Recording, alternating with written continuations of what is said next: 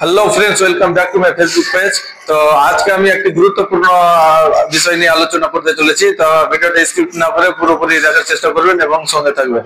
তো চলুন শুরু করা যাক। তো বন্ধুরা, আমরা সাধারণত দেখে থাকি বিল্ডিং এ যখন উঠবেন তখন দেখতে পাবেন যে স্ল্যাবটা যে রয়েছে, মেন স্ল্যাবটা, ওটা থেকে টয়লেট যে রয়েছে, টয়লেট কিন্তু ডাউন সব সময় থাকে, কমসে কম 150 থেকে 200 mm ডাউন থাকে। ওটাকে আমরা কিন্তু সাঙ্কান স্ল্যাব বলি। ওই যে সাঙ্কান স্ল্যাবটা, সাঙ্কান স্ল্যাব কেন দেওয়া হয়? অ্যাকচুয়ালি সাঙ্কান স্ল্যাব দেওয়া হয়, এই যে দেখতে পাচ্ছেন এটা সাঙ্কান স্ল্যাব, এটা হচ্ছে ফ্লোর। তো সাঙ্কান স্ল্যাব দেওয়া হয় এই যে প্লাম্বিং এর পাইপ গুলো বা এখানে যে কামড় বসবে বা প্লাম্বিং এর পাইপ গুলো যে বসানো হবে, ওটা কিন্তু মানে ফ্লোর থেকে হাইট যেন না হয়ে যায়, ওটার জন্য সাঙ্কান স্ল্যাব দেওয়া হয়। কারণ ফ্লোর থেকে যদি হাইট হয়ে যায়, তো সাঙ্কান স্ল্যাব যদি না থাকে, ফ্লোর থেকে হাইট হয়ে যায়, তো টয়লেটের যা জলটা ওটা কিন্তু বেডরুমের মধ্যে ঢুকে যাবে। ওটার জন্য সাঙ্কান স্ল্যাব দেওয়া হয়।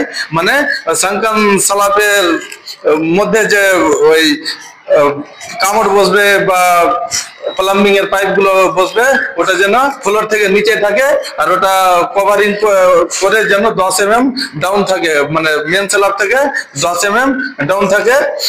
ডাউন যদি থাকে তো টয়লেটের যা জলটা ইউজ হবে ওটা কিন্তু ফ্লোরের মধ্যে আসবে না। আর একটা গুরুত্বপূর্ণ জিনিস এখানে দেখতে পাচ্ছেন, এটা রয়েছে প্যাসেজ এবং এটা রয়েছে ফ্লোরের হাইট। তো ফ্লোর থেকে যে প্যাসেজটা রয়েছে দেখুন এখানে ডাউন করে দিয়েছে। তো ডাউন এটার জন্য করেছে, প্যাসেজের যা জল আমরা সাধারণত মানে ধোয়া মোছা করতে থাকি অ্যাকচুয়ালি।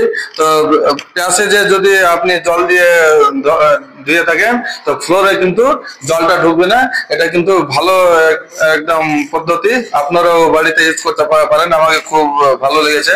আপনাদেরকে কেমন লেগেছে আপনারা কমেন্ট করে অবশ্যই জানাবেন। তো জলটা যেন ফ্লোরের মধ্যে না ঢোকে, মানে প্যাসেজের জল প্যাসেজে থেকে যায়, ওটার জন্য কিন্তু স্ল্যাবটা দেওয়া হয়েছে। তো আশা করি আপনারা বুঝে গেছেন। এরকম টাইপের ভিডিও পেতে হলে আমার পেজটাকে ফলো করুন এবং লাইক কমেন্ট শেয়ার করে সবাইকে দেখার সুযোগ করে দিন। তো আসবো আবার পরবর্তী ভিডিওতে নতুন কিছু নিয়ে।